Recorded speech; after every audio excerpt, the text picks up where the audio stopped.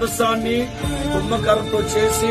తుమ్మకర్రతో చేసి మేలిన బంగారుతో లోపల బయట పొదిగారు.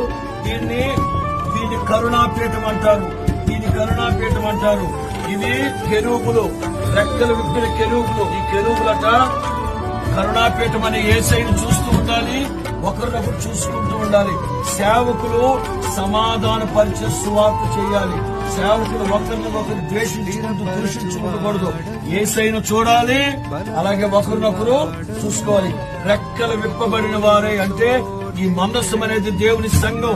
సేవకులు దేవుని సంఘాన్ని కాపాడుతూనే ఉండాలి.